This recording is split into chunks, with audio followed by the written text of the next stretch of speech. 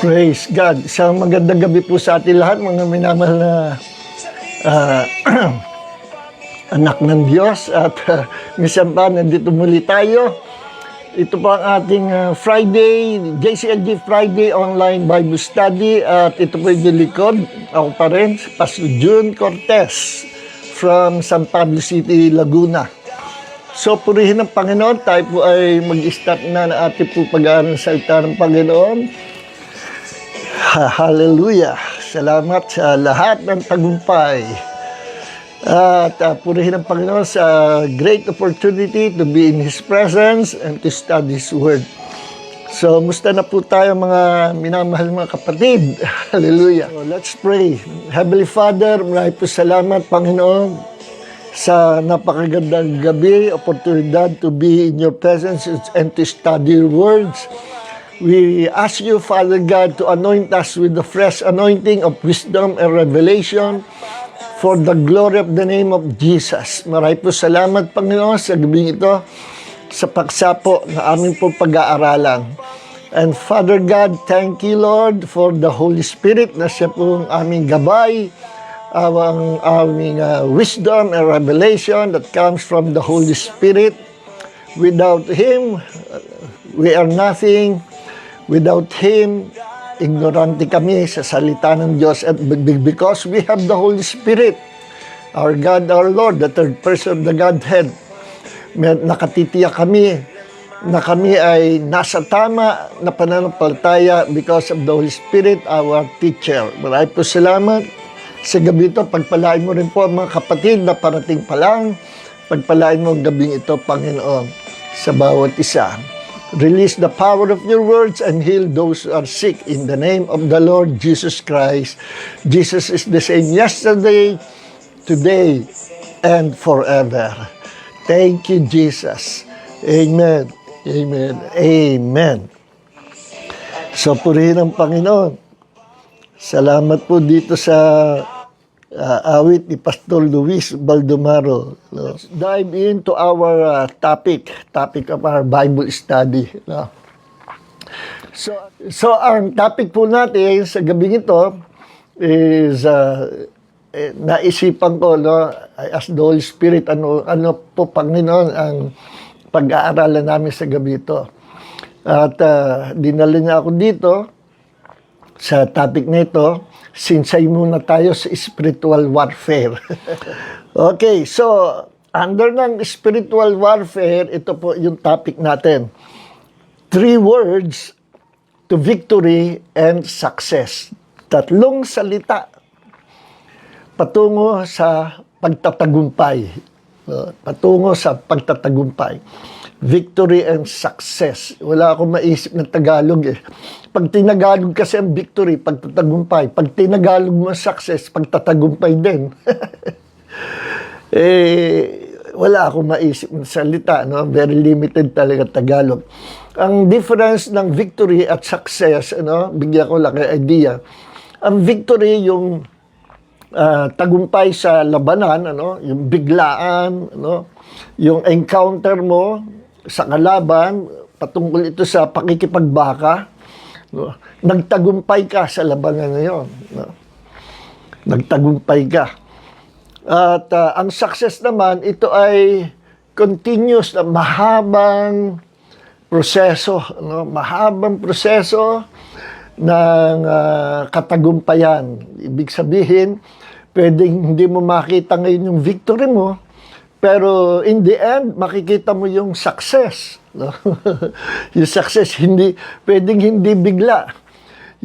Pwedeng wala kang victory, pero nag-succeed ka. Naging successful ka. Ganun yan. Meron namang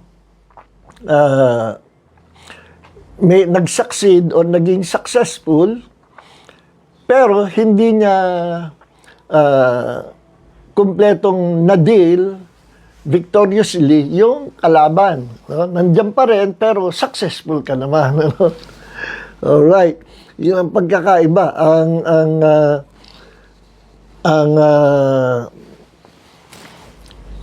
Ang victory ay bigla yan, mabilis yan. Ang success naman ay mahabang proseso, mahabang karanasan. Okay. So, 3 words to victory and success. Ano yung 3 words na yun?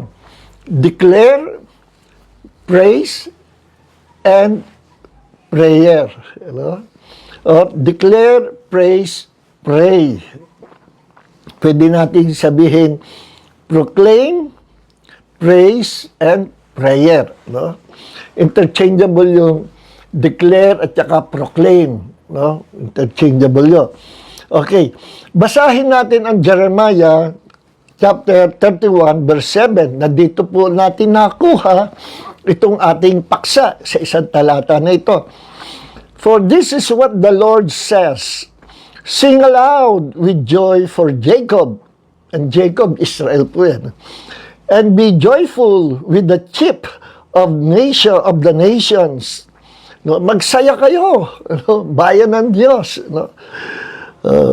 Celebrate. Magalak kayo, sabi ng Panginoon. Kayong mga pangulo ng mga bansa, matuwa kayo.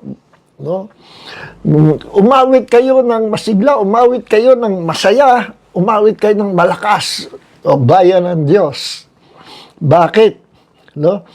Proclaim, eto na yun, proclaim, give praise, and say.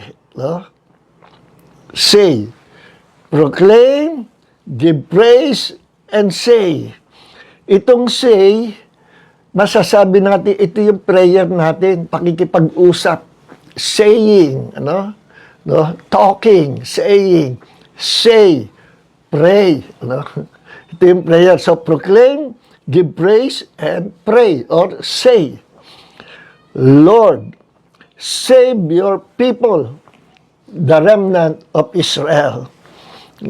Panginoon, iligtas mo ang iyong bayan. Okay.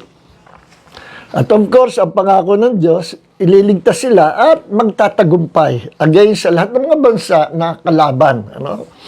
Okay.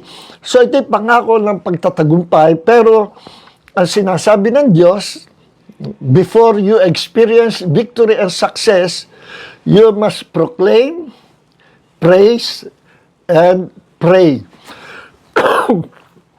Pray or say.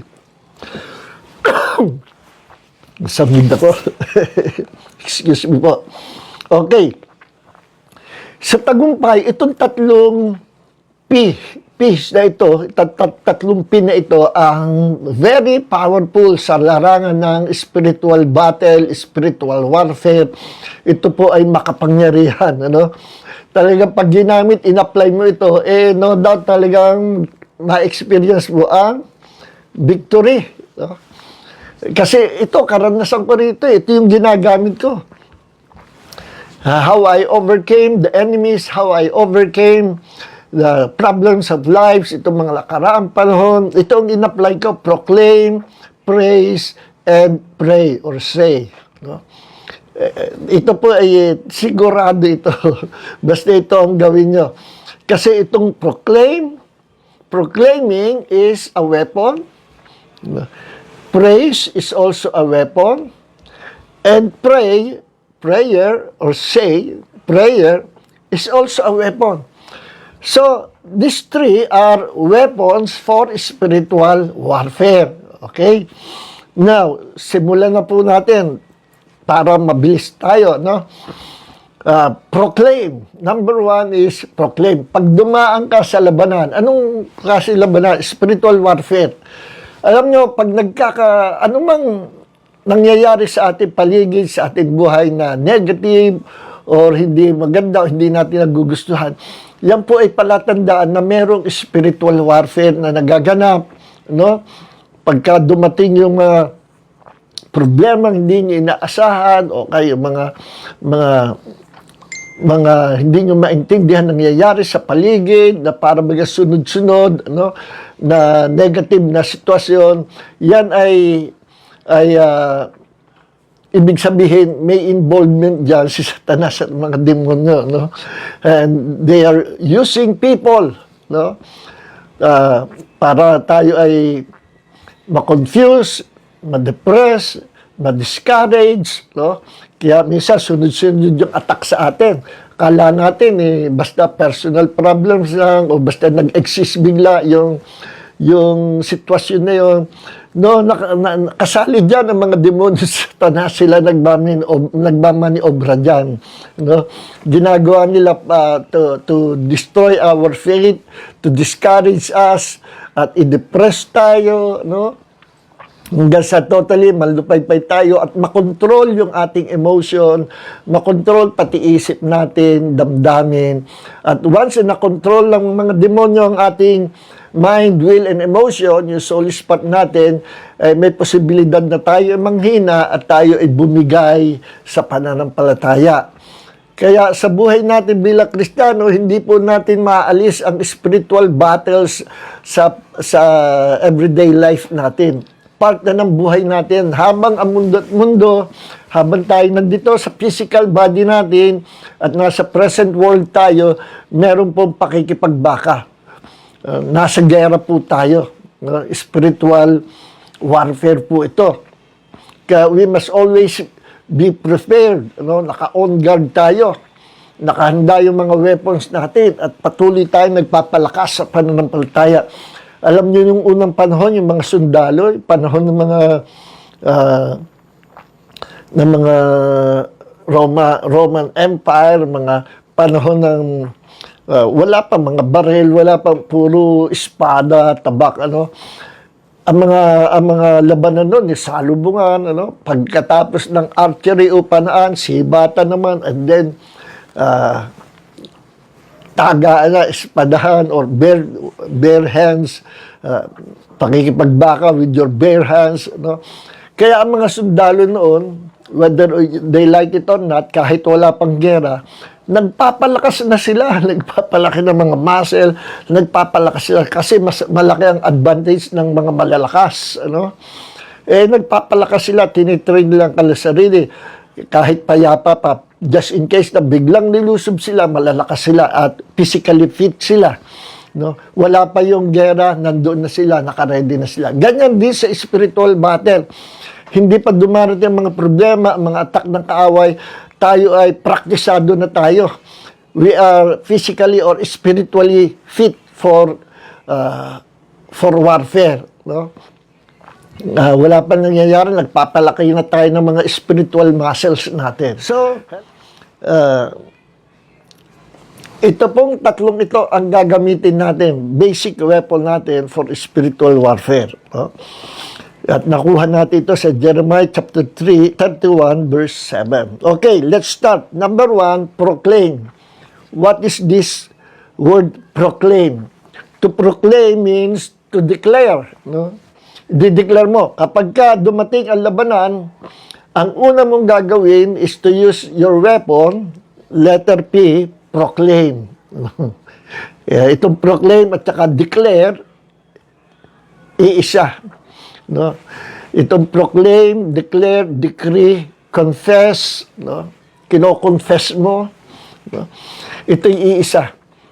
One of the best weapon during spiritual warfare is this power of declaration or power of proclamation, proclaiming the word of God. Ang pinoproclaim natin hindi yung problema, Don't proclaim your defeat, don't proclaim your problem. Huwag niyong i-declare paulit-ulit yung problema nyo, yung nararamdaman nyo, yung nararanasan nyo, yung na-experience nyo na negative na hindi nyo gusto. Huwag nyo nang palalabasin sa bibig nyo na galing sa puso. Be silent. Be still and know that I am God. Kasi the moment that you declare your problems, the moment you declare your heartache or that you are suffering and this distress and trials at kinu-question mo, oh, Lord, why? Lord, why? Prayerful naman po ako, bakit po naranasan ko ito? Huwag mo sasabihin niya because you will be defeated. Yes. Pag dinideclare mo yung mga problema mo, you will be defeated. Hello? So, wag mo na i-declare, wag mong sasabihin at wag mo ipapamalita yung problema mo. Bakit? You are testifying about your problems. Kaya the more you testify about your problems, the more your problems will become big and bigger at maging biggest problem. Yes, para yung halaman na kinukultivate, ano? Para yung halaman, the more na i-cultivate mo, the more na mabilis lalaki. Don't cultivate your problem. No? Don't magnify your problems. Kapag sinasabi mo yung mga problema mo, you are magnifying not the Lord, you are magnifying your problem. At kaya sinasabi natin, minamagnify mo, ibig sabihin, pinapalaki mo yung problema mo. Kailan? Kapag paulit-ulit na sinasabi mo. Ako po ay may sakit, may karamdaman, mukhaan po ako mamamatay na. Nako, yan ang gusto ni Satanas. Hinihintay ni Satanas opportunity para magkaroon siya ng opportunity to kill, to steal, and to destroy your life. Okay, you're giving license to the devil para makakilos sa buhay mo. Diba? So, do not declare negative things. Yung ayaw mong nangyayari sa iyo, wag mo nang sasabihin, wag mong ipapamalita, wag mong itetestify. Wag mo itetestify. Bakit? Kasi the more na tinetestify mo about your problems, you are proclaiming, you are declaring your defeat. At lalo kang matatalo. Okay. So, first weapon is proclaim or declare. No? Sa halip na yung problema mo, ang salitain mo, sabihin mo araw-araw, ang salitain mo ay ang pangako ng Diyos. Okay. So, remember yung sinabi po sa Numbers chapter 14. Silipin lang natin sandali, ano? Numbers chapter 14, verse 28. Nagalit ang Diyos sa bayan niya, sa Israel. Kasi sa loob ng 40 years, walang ginawa ang mga Hebrew people o mga Israelites, kundi paulit-ulit na nagko-complain. Sinasabi nila yung kanilang problema, yung kanilang nagre-reklamo, no? Sa kanilang problema, dinideclare nila yung mga bagay na naranasan nila sa disyerto, sinisisi nila ang Diyos, sinisisi nila si Moses. Ano ba sinasabi nila? Moses, ito sabi nila, dinala ba kami ng Diyos mo dito sa wilderness, sa disyerto, just to die in this wilderness? Ano ba kayo? Ano ba? Ibalik mo na kami sa Egypt. Masarap pa ang buhay namin sa Egypt. No? But actually, umiiyak sila sa Egypt. Kaya nga sila inilabas ng Diyos dahil umiiyak sila at nagsasuffer sila at sila ay nanalangin sa Panginoon na sakluluhan ng Panginoon. Kaya sila ay sinakluluhan. Ngayon, wala silang pakundanga, wala silang, hindi sila mapagpasalamat, kundi bagkos, sila po ay reklamador, murmuring, complaining, wala kami tubig, wala kami pagkain. Sa loob ng 40 years, naririnig yan ng Diyos. Bandang huli, sabi ng Panginoon kay Moses, Moses, sabi mo sa akin bayan. No? Moses, sabi mo sa akin bayan. Numbers chapter 14, verse 28. Sabi ng Panginoon, say to them, as I live, declares the Lord, just as you have spoken in my hearing, so I will do to you. Habang ako'y, sabi ng Panginoon, ako'y buhay, at kung ano yung inyong sinalita sa aking pandinig, ayun ang gagawin ko sa inyo. Your dead bodies will fall in this wilderness. All your numbered men according to your complete number from 20 years old and upward who have grumbled or complained against me. Okay. Malilipol sila. At anong nangyari? Walang natira sa kanila. Nalipol sila. Bakit? Yun yung lagi nila sinasabi. Mamamatay kami dito sa wilderness. Alam nyo, inispare lang, iniligtas ng Diyos. Yung mga maliliit na bata. At yun ang binigay ng Diyos kay Joshua under his leadership para i-train yung mga bata sa pananampalataya. Nung sila'y lumaki, sila ay mayroong mga malalaking pananampalataya at sila ay invaders ng mga lupain.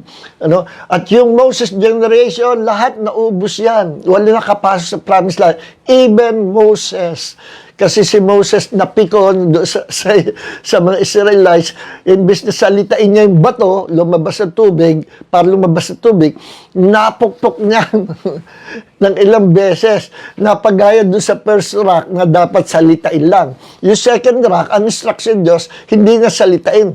Hindi na pukpukin. Yung first rock, pukpukin. Yung second rock, sasalitain na lang. Huwag mong pupukpukin. Hindi naging klaro kay Moses. Nakalimutan niya sa init ng ulo niya kung anong ginawa niya sa first rock. Yun yung ginawa sa second rock. Pinukpok niya, hinataw niya. Sabi ng Panginoon, hindi mo ako pinabanal sa harapan ng Israel. Moses, hindi ka rin makakapasok sa promised land. Yan. Yung dalawang batong yun, ano yan typology of the Lord Jesus Christ. No? Yung first rock na pinukpok, yun yung suffering ni Jesus sa cross. Yung second rock naman, na nilabasan din ng tubig, na hindi na dapat pukpukin, kundi sabi pa, sasalitain mo lang, lalabas ng tubig. Yun yung tipo ni Jesus after He's resurrected from the dead and now sat at the right hand of the Father. Nakaupo sa kanan ng Ama, all we have to do is to say, no? Proclaim, sa harapan ng Panginoon, sabihin mo kung ano yung gusto mong mangyari. Say, no? Proclaim, praise, pray. No? Yun ang gagawin natin sa Panginoon. No? Sasabihin lang, hindi mo na paghihirapan, bahala ang Diyos. All you have to do is to open our mouth, to proclaim, no? The promise of God, to praise Him, because He is an answering God, and to pray, to talk to Him daily.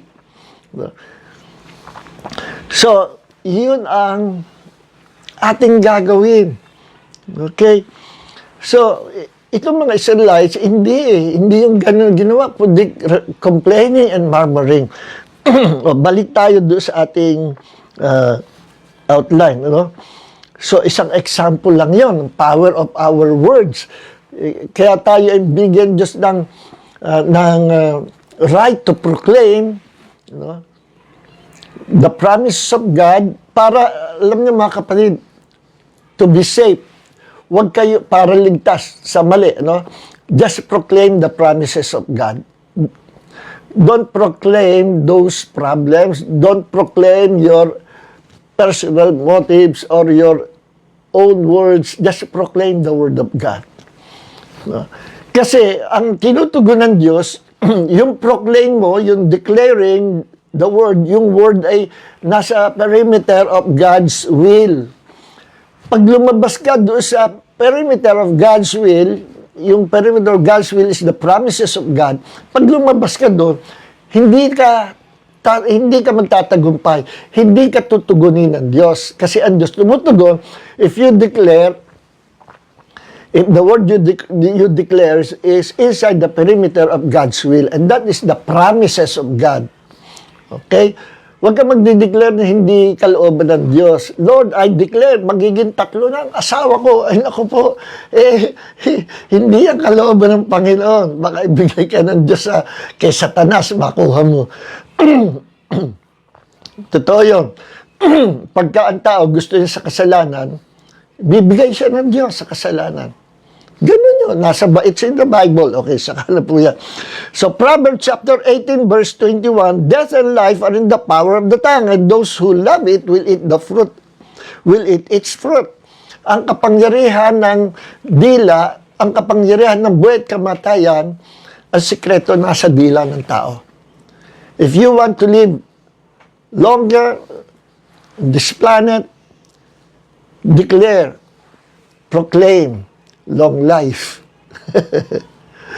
I-proclaim mo yung sabi ng Psalm, with long life you will satisfy me, Lord, and show me the joy of your salvation. Yan ang mga sample ng proclamation, or proclaim, or declaring the word of God. Okay?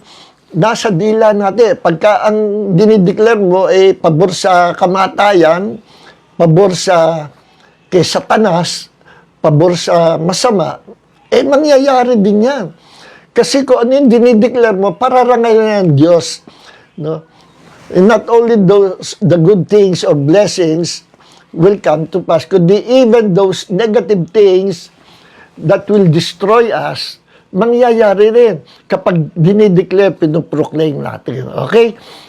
Binibigyan natin ng bukas na pintuan ang mga demonyo para makapasok sa ating buhay when we proclaim or declare negative words. Ano yun yung negative words? Words of unbelief, words of doubt, words of cursing words, no? Yung mga unbelief, words of worries, words of unbelief, doubt, worries, words of fear, no? Mga negative words, mga cursing words, those are negative words na nagbibigay, na nagbubukas ng pintuan sa mga demonyo para makapasok sa ating tahanan, sa ating buhay. Okay? So, never speak negative words. Mga worries, doubt, unbelief, fear, no? Curses, yan ang mga negative words. Okay. Now, Job 22 verse 28, you will also declare a thing, and it will be established for you. So, light will shine on your ways. Magdideclare ka ng mga bagay, at ito ay papangyayari ng Diyos. Ito ay mai-establish. At makikita mo ang liwanag sa iyong daraanan. Ibig sabihin, after proclaiming or declaring, no, the word, the promises of God, makikita mo ang kaluwalhatian ng liwanag ng Diyos. Sa dadaanan mo, kung saan ka pupunta, the blessings of God will follow you. Saan ka man pumunta, the protection of God will follow you. Saan ka man pumunta, bibigyan ka ng Diyos ng wisdom, knowledge, understanding, and revelation. Bakit? Because you proclaim the promise of God. You declare the word of God. Bibigyan ka ng Diyos ng wisdom, papagliliwanagin ng Diyos ang daraanan mo, at matatamo mo yung salita na sinalita mo. It will come to pass. Okay? So, now, ano pa talata? Sabi ng Panginoong Jesus sa Mark 11:23, for as surely I say to you, whoever says, at sino man magsabi sa bundok na ito, be removed and be cast into the sea, and does not doubt in his heart, but believes that those things he says will be done, he will have whatever he says. Sabi ng Panginoon, katotohanan siya, sabi ko siya, sino man magsabi sa bundok na ito, anong bundok? Bundok ng problema, bundok ng sakit, bundok ng kawalan, bundok ng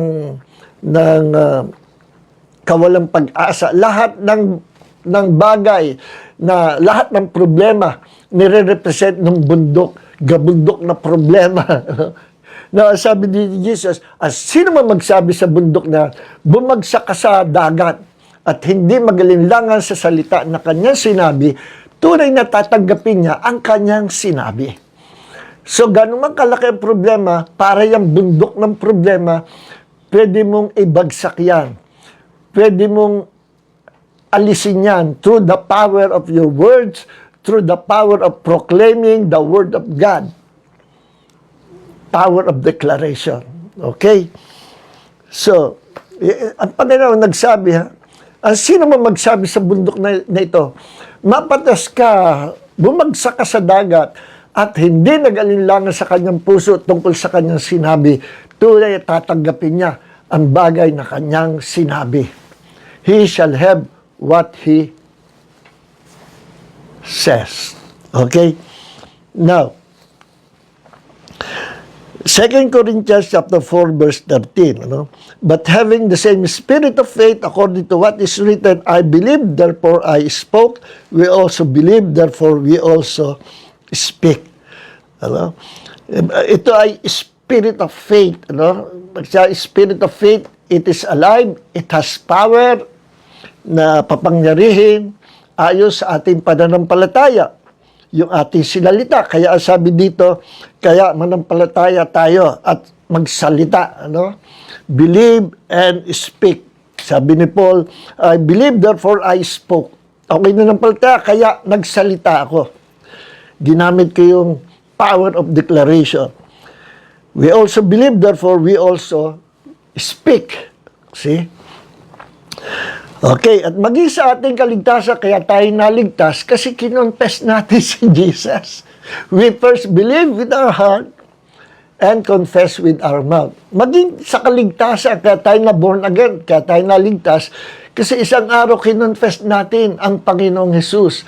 Lord, mula ngayon, ikaw na ang aking Panginoon. You are my Lord. Ano? So sabi dito sa Romans 10:9 and 10, Romans chapter 10, verse 9 and 10. If you confess with your mouth, or if you declare with your mouth, Jesus is Lord, and believe in your heart that God raised him from the dead, you will be saved. One believes with the heart, resulting to righteousness, and one confesses or declares with the mouth, resulting in salvation. Maging ating kaligtasan, naligtas tayo, na-born again tayo, kasi nanampalataya tayo sa ating puso at kinonfess natin, dineclare natin ang Lordship ni Jesus sa ating buhay. Kaya tayo naging anak ng Diyos. Even sa salvation, ina-apply to principle dito. Okay. So, sa labanan, ganun din. Pagka nasa spiritual warfare tayo, gamitin natin ang ating salita to bind the devil, to bind those demonic spirits. Yes, we have authority, right, power to declare, to bind demonic spirits, and to loose those who are under the powers of the enemies. No? To set them free by the power of our words. Kung ang ating dila may kapangyarihan kapag dineclare natin ang gusto natin mangyari, ang pangako ng Diyos, we can also use the power declaration in binding the devil and binding those demonic spirit. We have power in our mouths to bind those demonic spirit.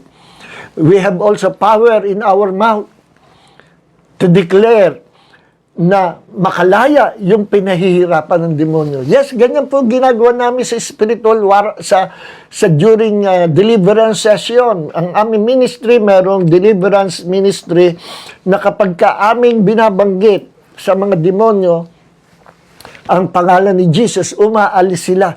Pinoproclaim, we're declaring the name of Jesus in the presence of the enemies. At sila ay nagtatakbuhan, umaalis, lumalabas sa taong na-possess. Yes, ganyan ka-powerful ang pangalan ni Jesus at ganyan din ang power ng ating anointed words. Na we are releasing the power of our anointed words by declaring words. Okay? Or proclaim. So, first P, for victory success is proclaim. Ganyan ang ginawa ni Jesus eh. Basahin niyo ang Mark chapter 4. Nung dumating ang temptation, 3 times na tinukso siya ni Satanas sa wilderness. Na-encounter niya mismo si Satan face to face sa wilderness. 3 times siya tinukso. Anong ginamit ni Jesus na weapon? Ginamit ng weapon ang salita ng Diyos. Sabi niya, it is written. Dinideclare niya kay Satanas ang salita ng Diyos. At after ng declaration ng salita ng Diyos, the devil was defeated. Natalo siya at pansamantalang iniwas ni Satanas. Kita nyo, there is power in the Word of God and there is also power in declaring words. Alam nyo, kahit na salita ng Diyos may kapangyarihan, parang kagaya niyan, baril, no? Or heavy machine gun, no? Very powerful. Automatic rifle, very powerful. Pero at iyan ay loaded ng bala. Pero unless nakulbitin mo yung gatilyo, yung trigger, hindi yan puputok sa kanyang kapangyarihan.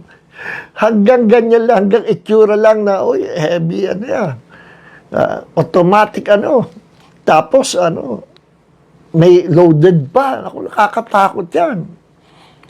Pero walang power. Bakit? Hindi kinakalbit yung trigger. Lumalabas lang ang power kapag kinulbit mo ang gatilyo ng baril. Saka lalabas ang mga bala. Ganon din, ang Bible is very powerful, anointed, it is alive. Pero hanggat hindi nyo dinideclare ang salita ng Diyos from the Bible, powerless pa rin. ang buhay mo. So to become powerful Christian, you must declare the promises of God sa iyong buhay, sa iyong pamilya, sa iyong asawa, sa iyong mga anak, sa iyong trabaho, sa iyong ministry. Declare the promises of God. At kay Satanas, declare the promise of God. Declare the word of God against our enemies. Satan, in the name of Jesus, get out of my life. It is written, greater is He who is in me than you who is in the world. Yan. Dineclare natin ang salita ng Panginoon. Okay. So, tuloy tayo. Si Jesus ginamit yung weapon, yung proclaim and or declare. No? So, bakit nga pala tayo bigyan Diyos ng right and authority to declare words, especially the word of God? Bakit ang tao ay may kapangyarihan mag-declare ng salita and anumang bagay, anything na i-declare ng tao is possible to come to pass. Yes, pag may dineclare ka, abangan mo, mangyayari yan. Pwedeng hindi ngayon, pwedeng hindi bukas, pwedeng hindi next year, pero hindi yan maaaring hindi mangyayari. After 5 years, iba saka nangyayari. No, kaya pinagaling ng Diyos sa hernia, problem ko na yung hernia, yung sa tagal, lus-lus, yung bitukan, bumababa. No? Problem ko na yan, nung bata pa ako pinanganak akong may ganyang sakit, no? Hindi ko alam. Ako'y takot sa sakit doon nagpa-doktor ako, na-confirm may hernia nga ako. So, pinag-iingat na lang ako. Wala namang remedyo dyan, kundi operation. Surgery. No? Ang father ko ay na-opera dyan. Sabi nung doktor na napagtanong ako, nung doktor na kakilala ko, ano daw yan, congenital. Minamana. Namana ko sa tatay ko. So, nangyari, na-born again ako. Nung nalaman ko na there is power in our word declaration, pinractice ko na noon. That was year 1978. Yes. At ako hindi nag-alilangan. Sabi ko, kahit gano'ng katagal, ang mahalaga, God will answer my prayer. God will answer my declaration, my confession. Hindi ako nabagabag. I just wait and waited and waited. Year 2011, instantly, I received my miracle. I was healed from hernia. Yes, at mahabang kwento, kinonfirm pa ng Panginoon yan. No? Siya ang naging surgeon ko. Mahabang istorya. No? Okay, there is power in our words. No? Especially if we will declare, if what we declare is the word of God. No? Okay. Now, nga pala, bakit tayo may ganitong ability, right, authority, power to declare words? Kasi, sabi sa Bible, tayo mga manampalatayang anak ng Diyos, we are kings and priests. Priest means we can go to God anytime, any place, anywhere. We can enter into the presence of God anytime because we are priests, mga pare, sacerdote, diretso sa presence ng Ama. Hindi ka nadadaan kay San Pedro, kay San Juan, sa atin lang, sa Catholic yan which is not biblically. Diretso to sa Bible, diretso ka sa Father. You can enter into the presence of the Father because you are a priest. Tayo mga manpalay, priest. Sinabi niya sa Revelation chapter 1 verse 6 that we are kings and priests. Priest na, king pa. Ano ang kings? No? So we can enter to the presence of God anytime, anyway, anytime, any place, anywhere, no? Because we are God's priests. And we also kings. Ano yung kings? Mga hari tayo. Kaya pala sinabi sa Bible, si Jesus Christ ay King of Kings. Siya yung king, tayo yung kings. He is the Lord of Lords. Siya yung pinaka-Lord. Tayo naman yung mga Lords na hindi namin ni Jesus iniangka sa kanyang pagiging hari at Panginoon. At sabi ng Panginoon, sino man manatili hanggang wakas o magtagumpay hanggang wakas, bibigyan ko ng pagkakataon umupo sa aking trono. The throne of Jesus is also our throne. Ano? Pag sinabing throne, maghahari ka. Tingnan sabi sa Revelation 1:6, and has made us kings and priests to his God the Father, and to him be glory, dominion forever and ever. Amen. And Revelation chapter 5 verse 10, and has made us unto our God kings and priests, and we shall reign on the earth. Maghahari tayo sa mundo. Itong mundo natin, ginawa tayong kings and priests. Sa ibang modern translation, hindi ko maintindihan bakit binabago nila yung kings, ginagawang kingdom. No? Ang king, sa Greek ay Basileo. Ang kingdom, Basilea. Ang nakalagay naman, Basileo, king. Hindi naman Basilea. Ba't ginagawang kingdom yung king? No? So, we are kings and priests. Mas may dating yung kings. Mas may impact. Kasi yun yung kalalagayan natin. At because we are kings, ano ba ang hari? Ano ang karakter ng hari? They have power to declare words. At anumang words i-declare ng hari, walang makakabali. Ang salita ng hari, walang makakabali. Anumang sabihin ng hari, hindi maaring, hindi mangyayari. Anumang iutos ng hari, hindi maaring, hindi susunod. Yung mga katulong ng hari. And listen, alam niyo po ba na we have the angels of the Lord na pinrovide ng Diyos sa atin to minister, to help us, and to minister to our needs. Sabi sa kanyang salita sa aklat ng Hebrew. Pinadalhan tayo ng Panginoon, nakapaligid sa ating mga angels of the Lord to minister to our needs, to help us, to protect us. So, anong trabaho ng mga anghel? Naghihintay, bukod sa they protecting us, naghihintay sila sa sasabihin natin. Pag tayo nag-declare ng positive words, words of faith, words, or the promises of God, dineclare natin, immediately, the angels of the Lord will obey the word of God. Kaya nga, to be saved at para tiyak na mangyayari, let's declare not our own words, but the word of God. Kasi ang mga angels sa pinadala ng Diyos, nakaabang niya, inaabangan lang nila yung i-declare natin ang gusto natin mangyari, at lahat ng gusto natin mangyari, nakapaloob po yan sa mga pangako ng Diyos. Tingnan nyo, pakikita ko sa inyo, no? Yung sinabi sa Psalms 103 verse 20, bless the Lord, you His angels, who excel in strength, who do His word, heeding the voice of His word. Purihin niyo, Panginoon, o kayong mga anghel na siyang lumalakas saan? Sa salita ng Diyos, na nakikinig sa tinig ng salita ng Diyos. Alam niyo po ba, salita ng Diyos, yung Bible, the promise of God, sabi dito, the angels of the Lord heeding the voice of His word. We are the voice. Tayo ang tinig ng salita ng Diyos. That every time we voice out natin ang salita ng Diyos, the angels of the Lord will obey our words, which is the word of God. Hindi sila susunod sa personal na salita natin.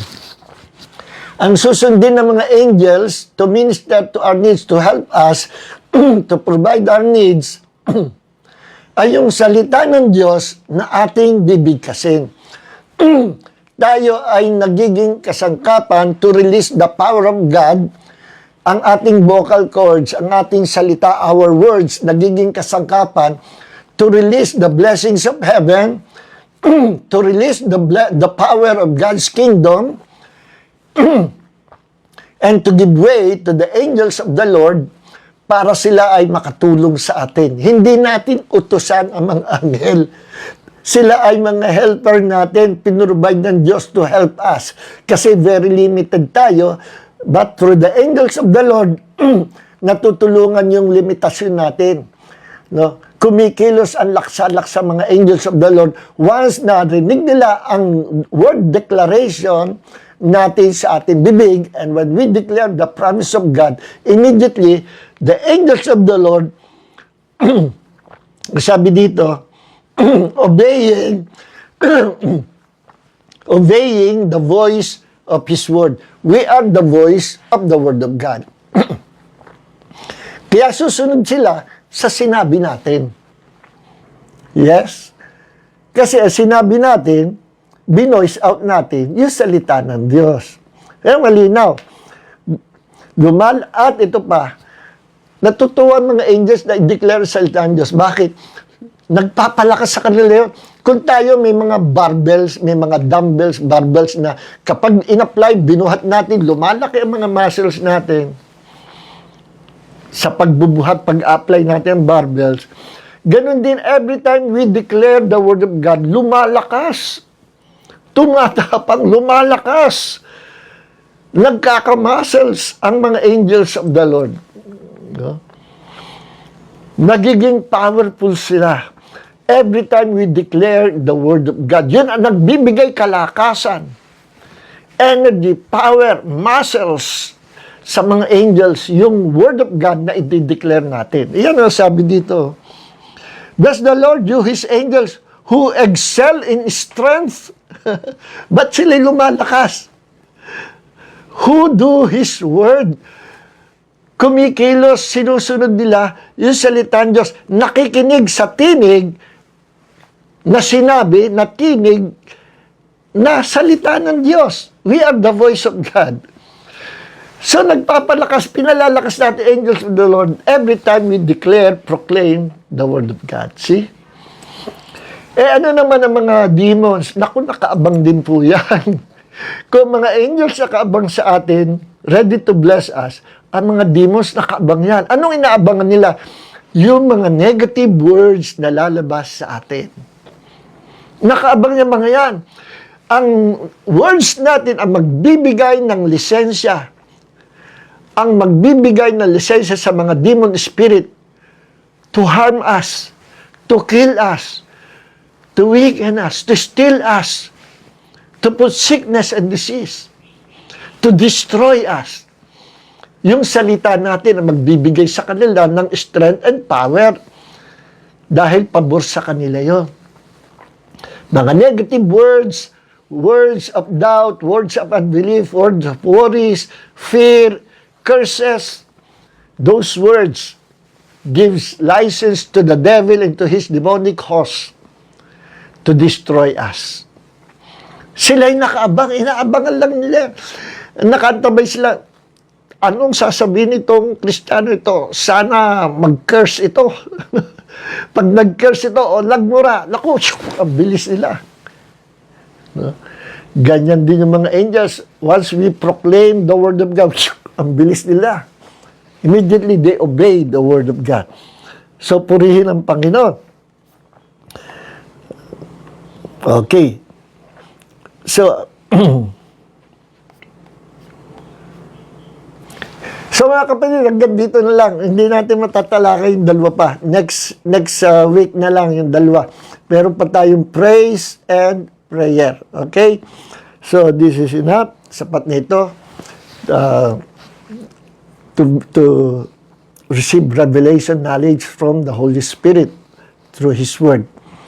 So, please share this video. No, ibahagi natin. Maraming hindi nakakaalam ng mga ganitong revelation.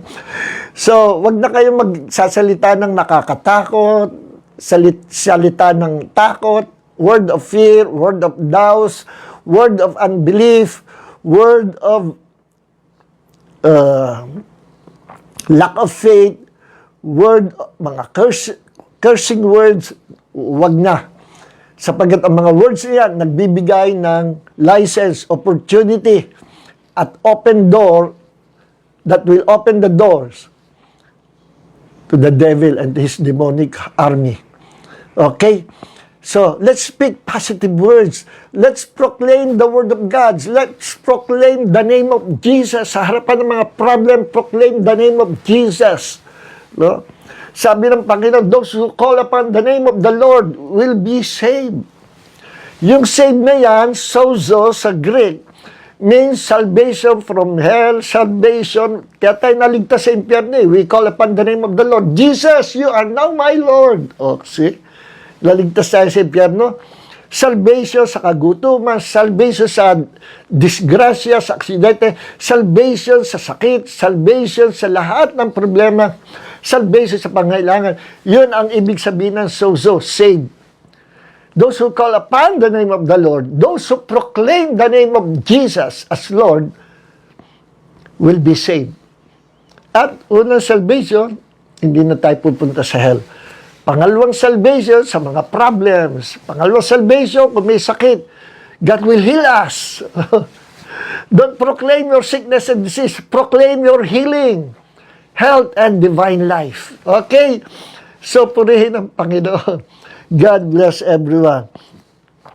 So, pakishare ang video. Heavenly Father, maraming po salamat sa gabi ito, sa pagtuturo mo sa amin. Bless your people, Lord. We proclaim the name of Jesus. We proclaim, declare the promise of God. Lord, salamat po na ang lahat ng ito pinakita mo sa amin through the revelation knowledge of the Holy Spirit. And thank you, Lord. We declare blood covering sa bawat isa sa amin. And I bless your people, Lord. May the grace of Jesus and the love of the Father and the fellowship of the Holy Spirit be with you all in the name of the Lord Jesus Christ. Amen. Hallelujah. At praise God. God dito na lang. See you next week. Tuesday. God bless you all.